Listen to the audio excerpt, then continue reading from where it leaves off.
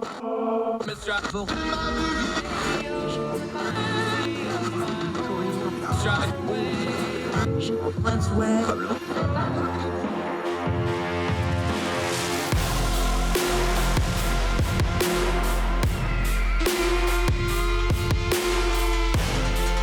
your host, Andrew Donaldson.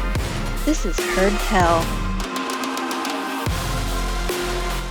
Heard Tell. It is a sobering Wednesday, May the 25th, year of our Lord 2022. Ghastly news to talk about. A lot of news going on. We had primary elections. We've got a lot of noise to turn down today. I'm Andrew Donaldson. Wish it was happier times, folks, but we're going to press ahead because we must. We must go forth in hope. We'll cover the issues we need to. We fight the fights that need fighting. And even when it gets dark, we're going to keep moving forward. Thank you so much for joining us today on Heard Tell. We're going to have to talk about the shooting in Texas. We will in just a few minutes. We're going to open the show with that. Primary elections happened last night. We will discuss them, run them down, the ones in Georgia especially, but also in Alabama and other places. We will touch on all of them. We have a great guest today, one of our favorites, Em Carpenter. She's a senior editor at ordinary-times.com. She's an attorney. She's one of our legal experts. There was a ruling at the Supreme Court this week that didn't get a lot of play in mass media, but law Twitter and our legal friends just absolutely exploded over this. It goes to representation. It goes to due process. It kind of a complicated case, but it has a lot of tentacles into some of the problems we're having in the criminal justice system right now. Em Carpenter will be our guest on the program today. We will end on a good note like we always do, and it's a good note about love and a man who found it for the first time in his first marriage at the age of 95. Don't worry, he's doing pretty well. He's a retired opera singer. He actually performed at his own wedding. We'll bring you that good story because we've got a whole lot of ugly mess to wade through first. Let's just go ahead and get to it right now. The Texas school shooting, about 80 miles outside of San Antonio. Here's what we know as of right now. Now, we'll preface this as we always do with breaking news. We will know a lot more tomorrow. We will know a lot more a couple days from now. So we're going to be a little light on the details here because these are going to change. In fact, the death toll has changed multiple times just in the last few hours before we recorded this for y'all. So as of right now, 19 children are dead. 2 adults are dead. One of those adults is a teacher in the school in Uvalde, Texas. This is about 80 miles outside of San Antonio. Another mass shooting. We don't know all the details above that. We will continue our policy here. We will not name this gunman. We will not use his name here. You can find that if you really want to. The investigation will unroll and we will get into the motives and what's going on here. This apparently did not start out as a school shooting in particular. They chased this individual to there and law enforcement did kill this perpetrator. But here we go again. Already the lines have drawn right where they always leave off, and coming right on the heels of Buffalo, we can imagine where this is going. We're already hearing debates about guns. The identity of the shooter will bring up other things because of who he is and his background as it gets unveiled. And we're going to have another national conversation about why we have more mass shootings than any country in the world. This is such a tough topic and frustrating topic to talk about, especially when we just did this 10 days ago in Buffalo. Now, that's a very different situation. That looks like it was more racially motivated. We will find out what the motivations for this despicable killer was. But we do know some overarching themes that are going to go on. People are going to start talking about guns immediately.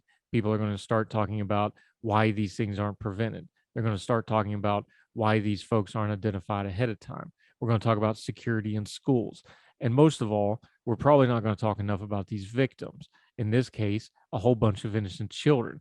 This was an elementary school for grades 2, 3, and 4. So kids roughly in the 7 to 10-year-old age range. It's shocking. It's horrible. And it happens way too much. The flip side of that is people screaming, we need to do something about it. What are we going to actually do about it? A lot of people are going to go directly to guns immediately.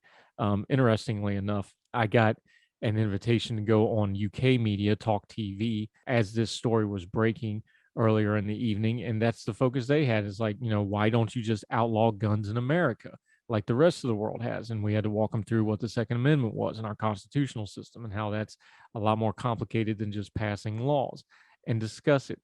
To the rest of the world, that doesn't make a lot of sense. Now, the rest of the world also doesn't understand things like enumerated rights and how we have to hash out items like that. But I will say this because I don't want to get into the full gun debate right this second. We also want to go to something easy when we have a complicated, hard issue like this. It's easy to rail against the guns. Yes, we can talk about guns and gun control and how people keep getting guns that want to do evil, wicked things. That's a debate we should have, but that's not the only debate here.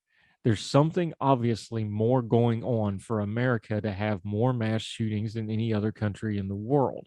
Now, you can play with these stats, and we don't want to get into stats. You can make stats say anything you want. I understand other countries in the world have open war zones and open warfare and have more violence.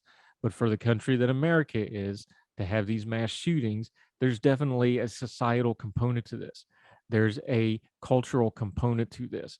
There's why do these shooters do this? It's more than just the guns. When we go to study this issue and we start trying to figure out ways to actually deal with this problem, we need to start with a little humility. We need to understand that, yes, you're going to grab a policy idea here, there, and other and say, we must do this because of this. You need to understand something. You can't legislate the human heart. You can't regulate the human mind. And you really can't deal with, through policy, evilness and wickedness. Now, you can do some things to prevent it. You can do some things to deal with those people and maybe try to get them help beforehand or identify them as they radicalize, but just passing laws isn't going to solve that. When we deal with things like mass shootings, like a lot of complicated issues, the answer is going to be a lot more all of the above. But what we tend to do is we're going to grab one piece of this, the gun part, the evil part, the identity and the particular issues of the gunman. We'll probably get into some societal issues. We'll probably talk about people's families, things like this. We'll grab one of those issues and parade it like if we solve that one issue, like guns, like mental health, like evil, then we can solve the entirety of the problem. But that's just not true. It's more complicated than that. So let's be careful with our rhetoric going forward. Yes, we can have the debate over guns. Yes, we can have the debate over school security. We're probably going to have a debate over what this particular shooter's motives are that we don't know as of right now, but we will learn in the coming days, hopefully. We also need to understand that even once we know all the facts on the ground, the other fact is this still probably isn't going to make sense, because to a normal functional human being, running into an elementary school and shooting a bunch of innocent children isn't going to compute even once we know all the facts on the ground. We need to understand all of the above: human nature, policy, what goes on to prevent these things, what goes on in these shooters' minds. All of that culminates in what happened here. And if we're really going to do something to start preventing these and reducing these mass shootings, we're going to have to deal with all of it, not just our little pet peeve part of it, and certainly not just the parts that drive the political and cultural news cycles. It's ugly. It's hard. Our heart breaks for the victims. And I fear we're going to keep doing it again because we keep repeating the mistakes of the past, which is the demand to do something, getting on our high horses of our priors, and not actually changing anything. More Heard Tell right after this.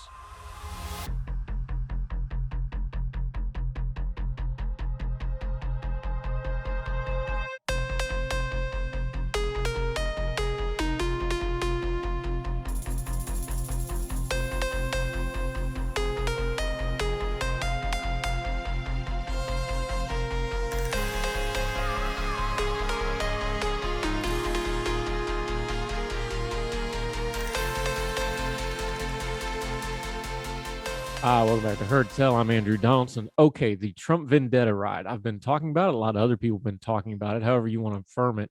Donald Trump was wanting to get revenge in Georgia because he felt Georgia was one of the places where he was really, really cheated in the 2020 election. If you buy the lie, which it is a lie, that he was cheated and that the election was rigged or stolen or however you want to phrase it. That didn't happen, but that's what President Trump wants folks to believe. And the idea was the vendetta ride was going to be in Georgia because of the Georgia runoffs, because of people like Secretary of State Brad Raffensperger, who refused to go along with the program on the narrative that the election was stolen, of Governor Brian Kemp, who refused to go along with the narrative that the election was stolen.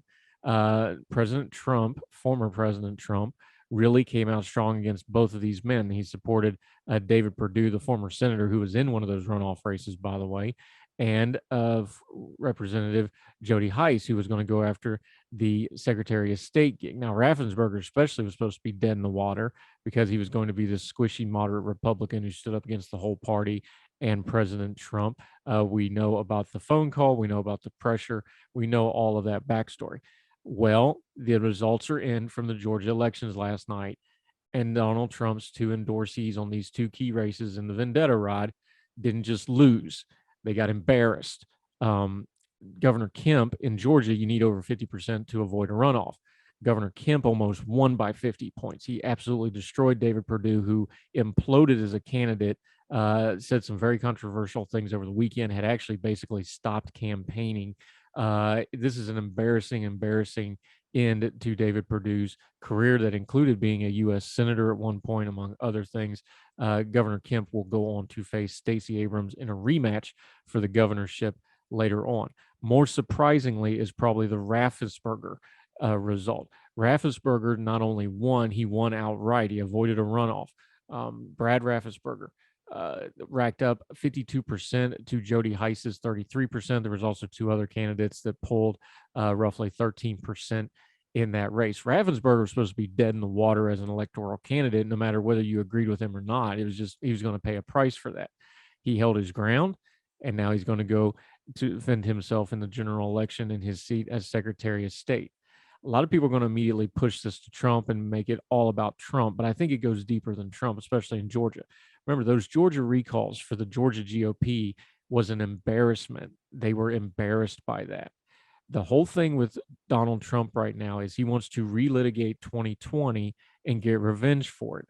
I think the deeper thing here, beyond just Trump fatigue or Donald Trump himself, is the electorate, especially the electorate in Georgia, who did not come off looking good, the GOP electorate in those Georgia runoff races and how they were conducted, and how a lot of them ended up staying home because they believed the lie about, ballot harvesting and all this nonsense.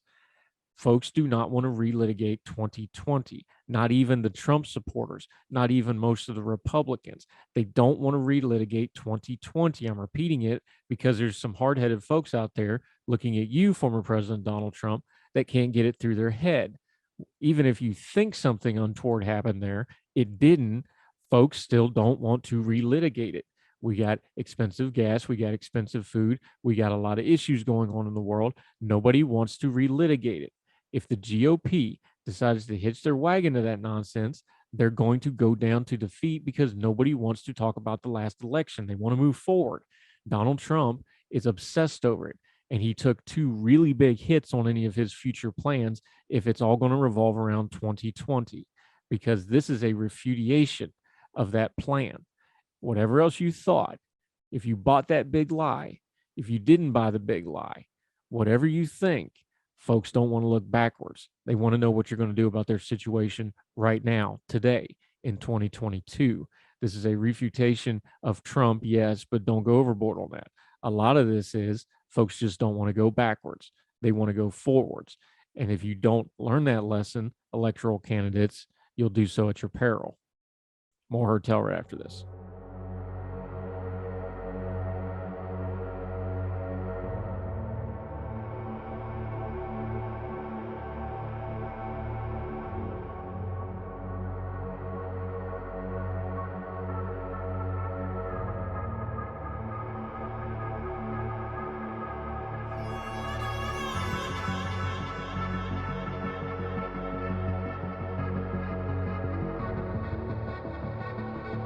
Welcome back to Heard Tell. Okay, she's one of our favorites. We lean on her for sound legal advice, but she is not your lawyer, so nothing she says should be considered legal advice to you.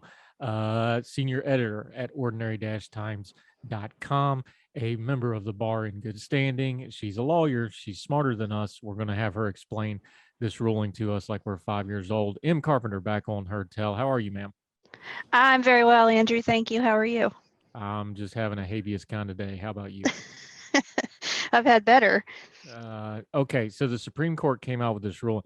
I follow a lot of what we kind of jokingly call law Twitter, kind of a collection of our various lawyer friends online for good reason, because they give good perspective on a lot of things. I've never seen uniform outrage at a ruling like this. Like we've seen divisive stuff like the abortion stuff over the last few weeks. Like every single lawyer I follow and talk to was just like, "What is this?" Was that the same reaction you got from this court ruling in this Arizona Department of Corrections ruling? Oh yeah, yeah. It made me very angry. It was I've been very angry at the Supreme Court a lot lately, and this one may have put me over the top. I've defended the court as an institution quite a bit over the years, and argued against saying that all justices are partisan and that they're only ruling in their ideological druthers, and this makes that very difficult to continue. Okay, what is it about this case? Because, and by the way, this was progressive lawyers, this was conservative lawyers, like all of them were like, we don't like this one. So let's get into the nitty gritty of this ruling.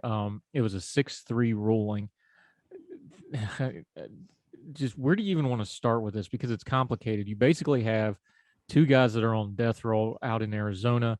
This is not a conviction hearing. This is a hearing about their representation. Walk us through it kind of slowly so we're not know what we're dealing with before they get to the Supreme Court. Why is this kind of a hearing important? Explain habeas to folks and kind of just give us the background here. Okay. Yeah. So let's say you're on trial in state court for a crime and you have a bad lawyer, doesn't investigate your case, crucial facts that could show your innocence. They're never presented to the jury. So this and lots of mistakes are made. You're convicted. You go to prison. You go through all your direct appeals, the appeal stage right after trial, and you lose them all. So your conviction at that point is final. And now you are in what they call the post-conviction stage. And that's kind of confusing maybe to a layperson because you probably think of conviction as happening when the trial is over and you're found guilty, you're convicted. But technically, you're not post-conviction until all of your direct appeals are exhausted. Usually that means you've gone all the way up to your state's highest court, their state Supreme Court, and all of your appeals have been denied. Your conviction is final.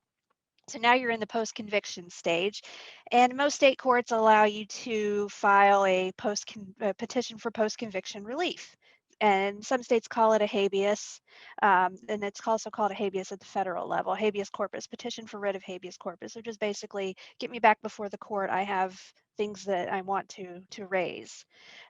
So you file for your post-conviction relief in state court and you have a new lawyer, but he's also a bad lawyer and he doesn't bring up the fact that you had a bad lawyer at your trial. In other words, he does not raise the ineffective assistance of counsel argument for you at your post-conviction hearing. So you exhaust your state post-conviction efforts and you've lost those, and you now have to move on to the next stage, which is to file a habeas corpus in federal court. And finally you say, hey, my conviction is wrong because I had an ineffective lawyer who did not do their job. Now, normally you cannot raise an issue for the first time at the federal habeas proceeding. If you didn't raise it in state court, then you have forfeited your right to bring it up in federal court, and that's called procedural default. But back in 2011, in Martinez versus Ryan, the court had said there was an exception to this, and that's the Sixth Amendment right to counsel, and that makes sense. If your post-conviction lawyer failed to argue that your trial counsel was ineffective, then your post-conviction lawyer was also ineffective. So it's not really your fault that the issue wasn't raised. So Martinez says you can go ahead and raise it for the first time during your federal habeas petition. So here comes Justice Thomas and his merry band of conservative justices in this week's opinion, and they say that Martinez may allow you to bring that claim of ineffective counsel that your previous bad lawyers didn't raise, but we're not going to let you present any evidence to prove it. So let that sink in. You can go into court and say, but I didn't have an effective lawyer, and the courts won't let you put any evidence on this. So what is the chances, do you think, that they're going to agree with you that you had an effective lawyer at trial when they're not going to let you prove that in any way? So, but the court is relying on USC 2254E2, which is the Anti-Terrorism and Effective Death Penalty Act from 1996, which is the law that says a federal court can't hold an evidentiary hearing on a petitioner's claim that was not brought up in state court. But that law was in effect in 2011 when Martinez came out. So Martinez, kind of recognize an exception to that. Um, but here's the rub. There is no constitutional right to counsel for post-conviction proceedings.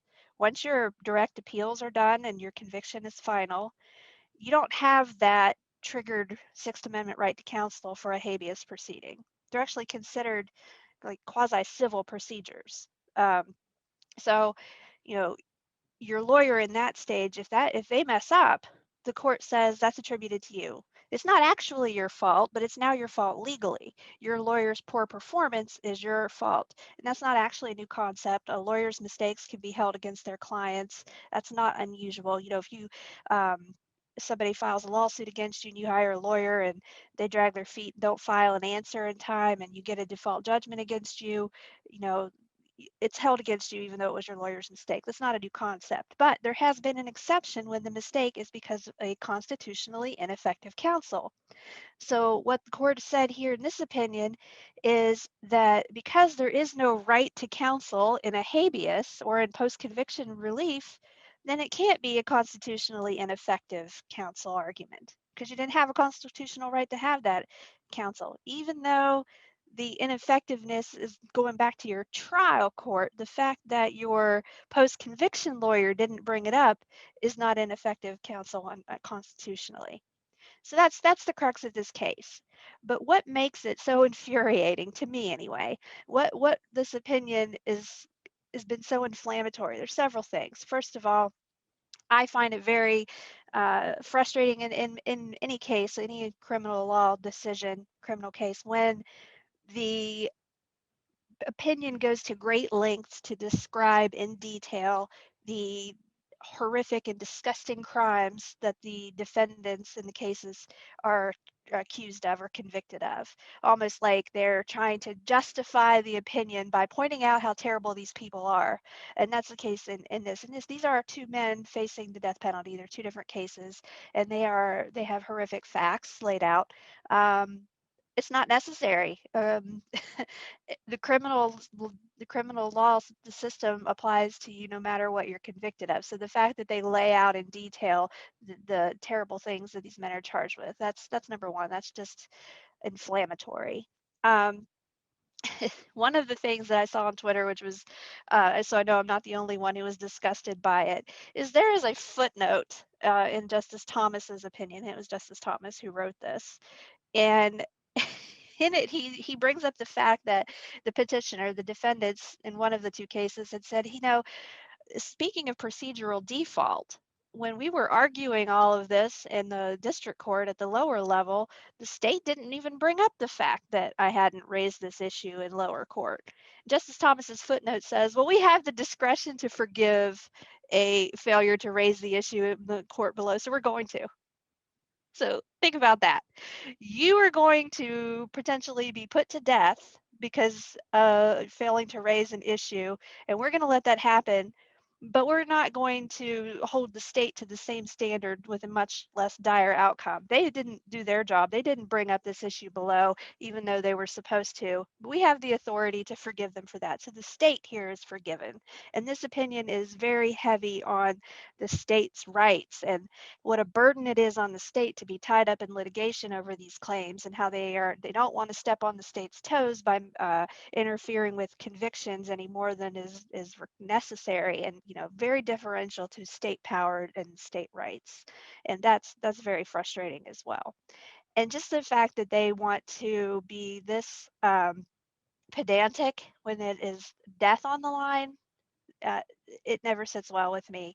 I think that when somebody is facing the death penalty, that is not the time to nitpick about whether or not uh, they should have raised this. Like, what is it going to hurt in the long run to let these men put on the evidence that perhaps they did not have effective counsel? And in at least one of these cases, from what I have read, there is some pretty strong evidence in the defendant's favor that if the jury had heard it at his trial, may have led to a different result.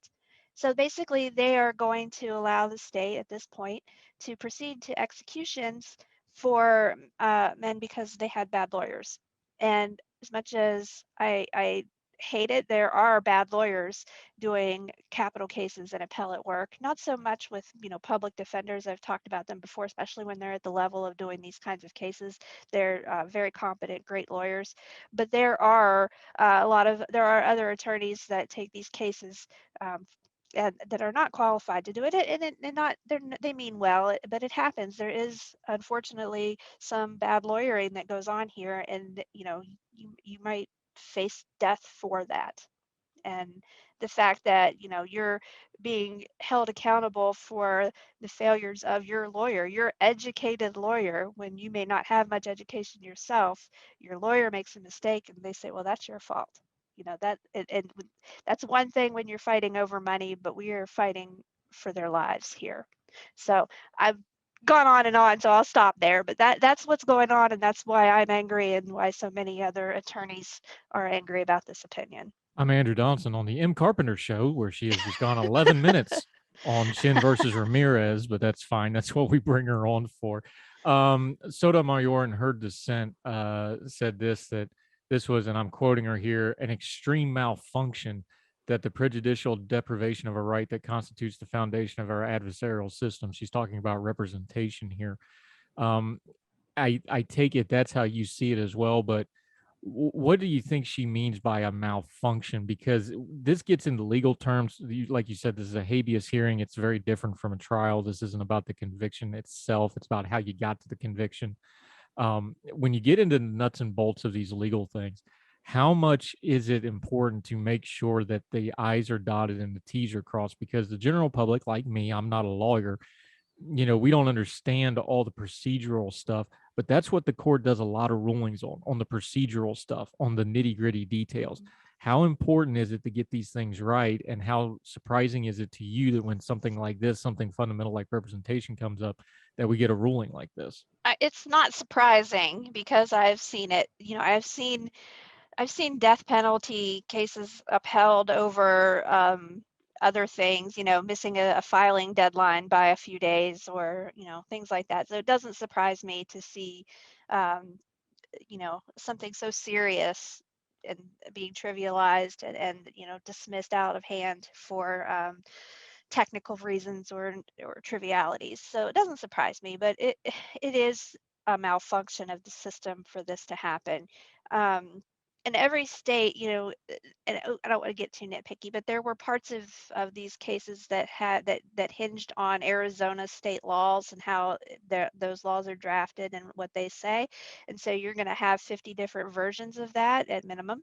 So it's hard sometimes to apply a blanket rule across the state. The law likes to be specific. The court likes to interpret laws very narrowly and very specifically, and that can result in inconsistent outcomes. Yeah, talking to Em Carpenter, our good friend, senior editor at ordinary-times.com, an attorney. We're going to take a quick break because we went a little long there. We're going to continue to talk about this case, Shin versus Ramirez. Also getting to a little bit more about representation, how it's fundamental to our system, but also how it keeps coming up over and over again. We start talking about the lower level problems in the criminal justice system, how representation at those early stages and lower level of the criminal justice system is greatly affecting a lot of the problems we're seeing even in the headlines. More with Em Carpenter on Her Tell right after this.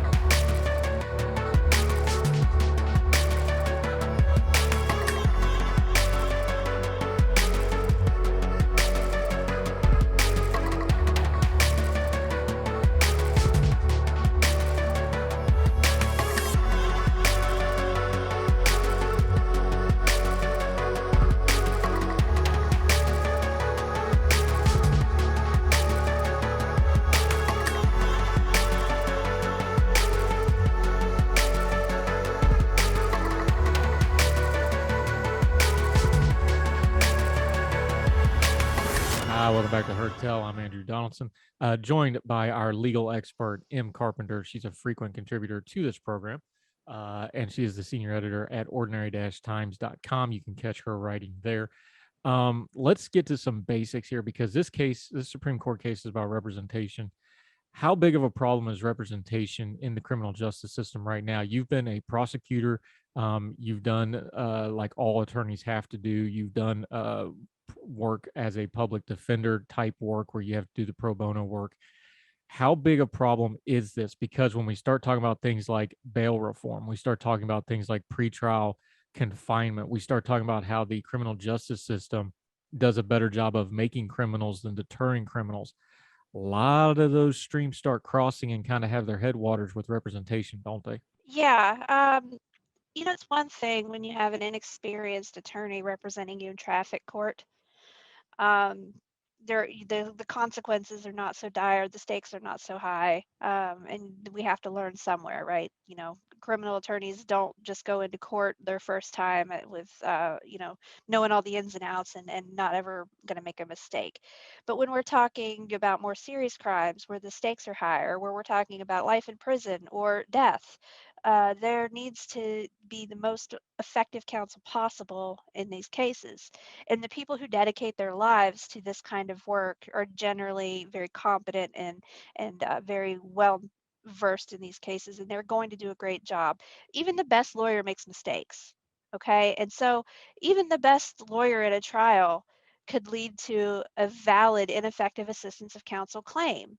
So it's not necessarily that the lawyers were bad or negligent, although that is definitely the case at times. um, it's just there's so many little things, mechanisms in the courtroom that can lead to an error. Judges are reversed all the time, and they're supposed to be the legal expert in the room, but they make mistakes. There's always going to be mistakes. So I think that that's the area where there needs to be deference, and to not even listen to the evidence that the defendant has, or the argument that they have of that, listen, there's all this evidence out there. My lawyer didn't even bring it up. And when you have, in these cases, multiple levels of attorneys who have failed to bring that evidence up, I think you want to look at, why did that happen? Were they lacking in funds to hire an investigator? Did they not have the money to pursue those avenues? And it's always a quirk of the system, especially if you're a court-appointed attorney, which a lot of them are in these cases.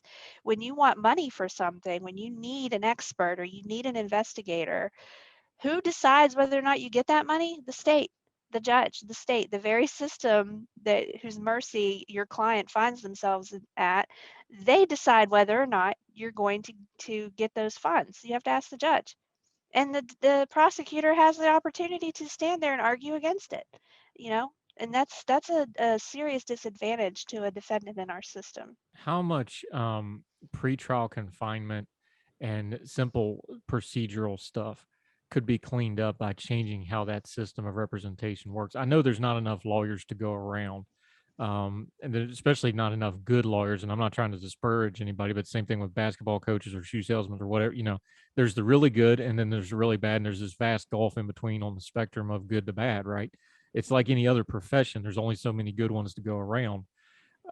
Is there any kind of reform or regulatory or legislative thing we can do here to take that burden off? Because it sure seems to me that a lot of the issues we're having in the criminal justice system starts there at those entry level kind of, the initial hearings, the indictments, things like that. There seems to be so much room for reform there, but there doesn't really seem to be any answers coming onto what we can do about any of it. Right.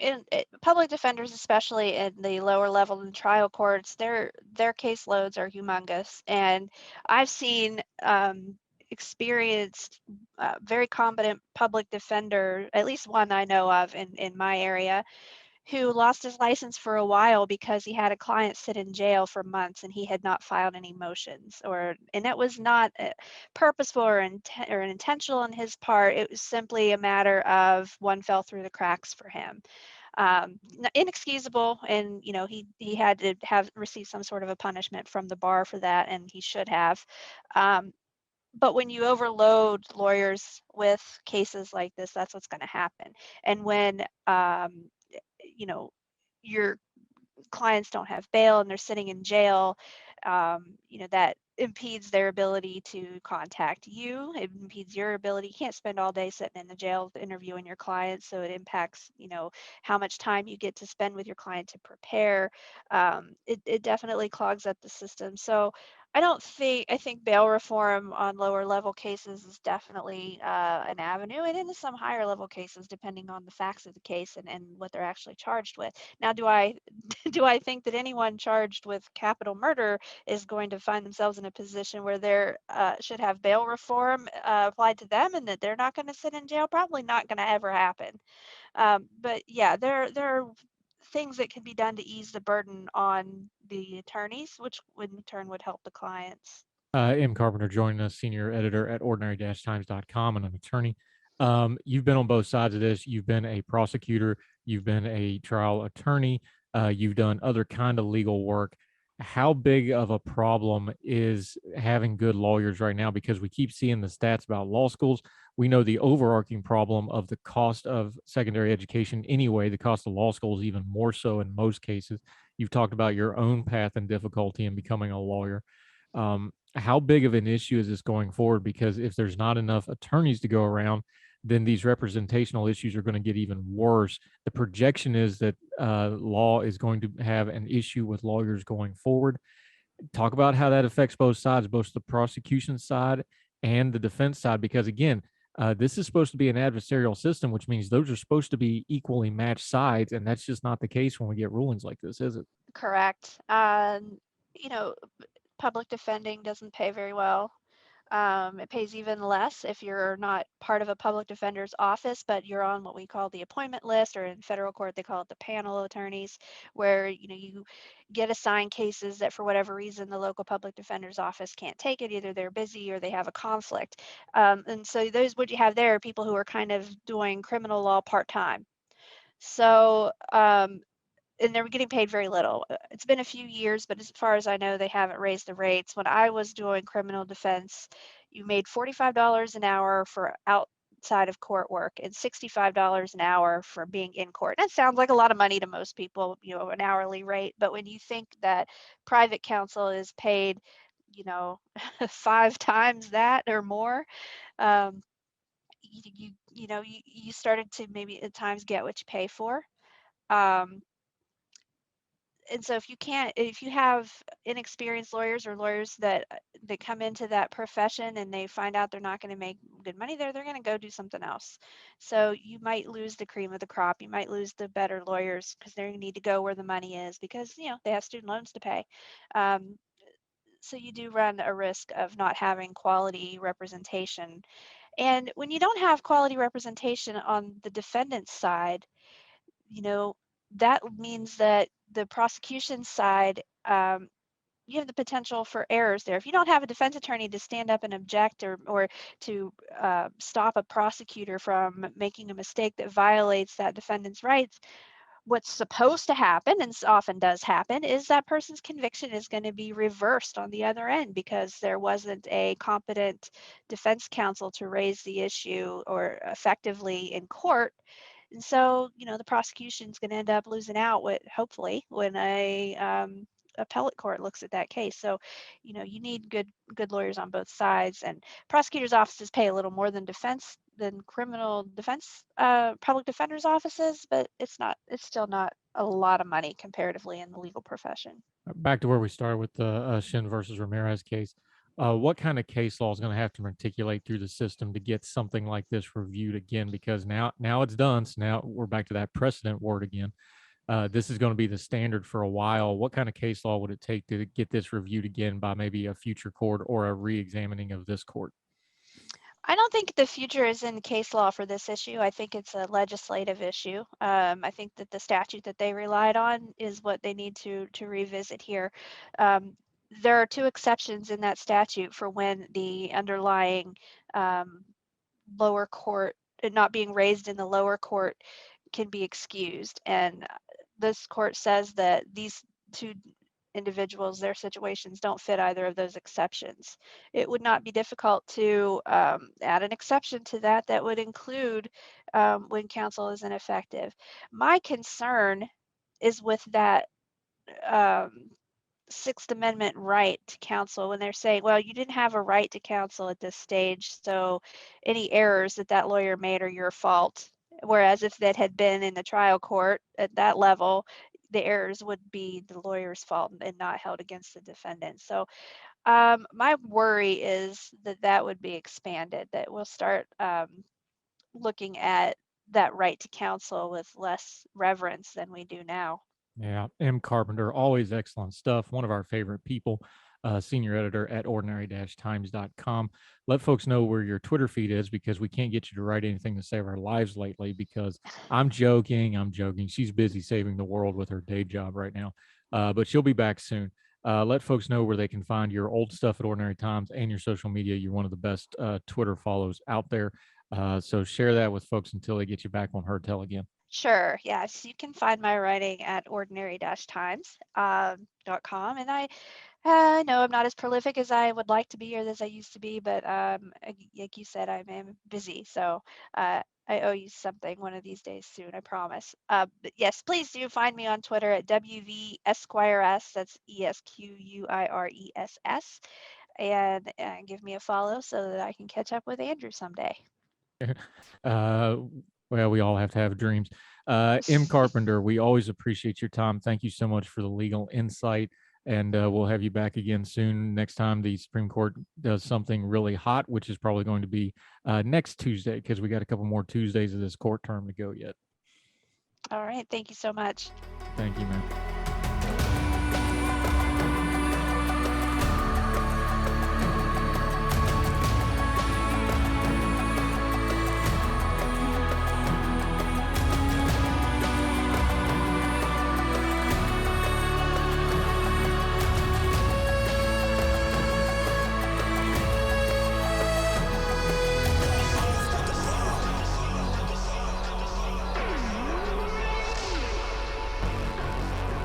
Welcome back to Her Tell. A couple other interesting tidbits out of the primary elections from last night. The Bush dynasty is on hold, if not dead. George P. Bush lost his runoff bid against Texas Attorney General Ken Paxton, 67%, 32%. All these figures, by the way, are coming from our friends over at Elections Daily.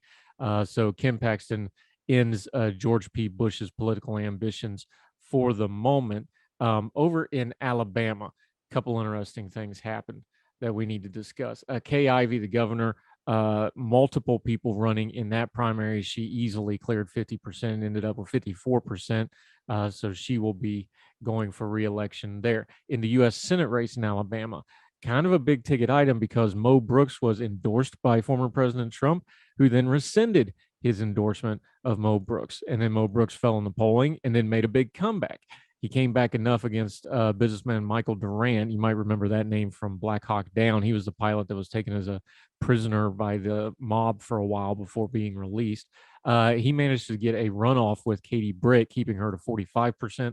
So there will be a runoff in Alabama's Senate race later on. We will keep an eye on that election. In Georgia, Herschel Walker, as expected, easily won the Republican primary for the U.S. Senate. He will go on to face the incumbent, Senator Raphael Warnock. We've already talked about this with multiple people on this show. This is a race to really pay attention to, and it's going to be for all the wrong reasons. This is going to get really, really ugly. This is going to be really, really loud. There's going to be a lot of people to go a lot of places they should not go in a election, but they're going to go there because of the candidates, because of the issues at hand. Just going to warn you right now, keep your bearing. That U.S. Senate race in Georgia is going to be ugly, ugly stuff, I'm afraid. Hope I'm wrong. Hope both candidates keep it above board. But more importantly, hope all the supporters of both candidates keep it above board. That Raphael Warnock race in the Georgia runoffs got really ugly, got really personal. A lot of stuff was said that shouldn't have been said. Hopefully they don't do that here, but I'm skeptical. I'm cynical. I'm afraid that's going to be a mess of a race to watch. We'll continue to cover these elections. Make sure you support our friends over at elections-daily.com. They did another great job on the breaking news, breaking down the elections live. Make sure you're following and supporting our friends like Joe Zemansky, like Eric Cunningham, that are on this program. We will continue with more Her Tell right after this.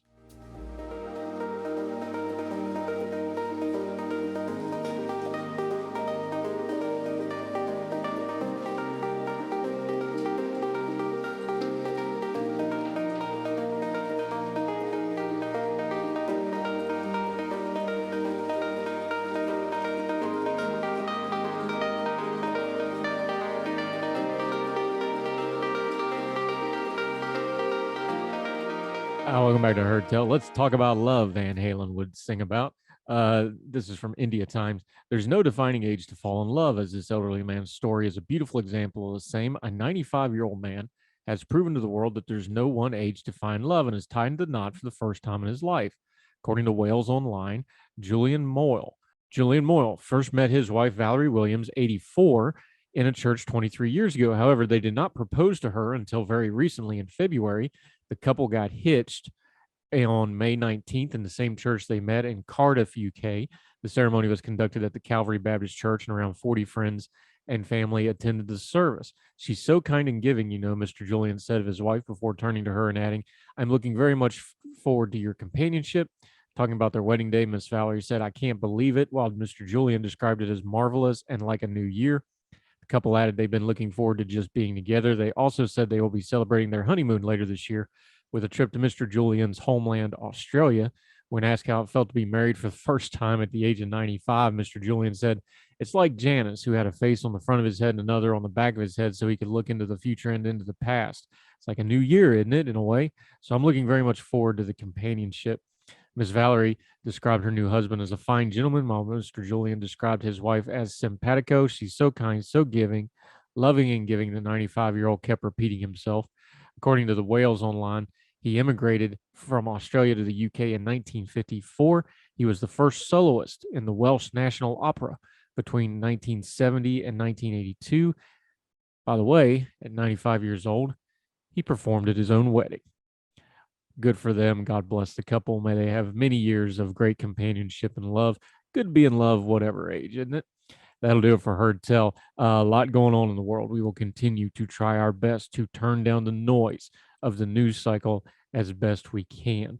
And all of this is because you keep listening and watching and commenting and sharing and subscribing. So thank you very much. So wherever you are, across the street or around the world, we greatly appreciate you. We hope you're well. We hope you are well fed. And we'll talk to you again tomorrow for more.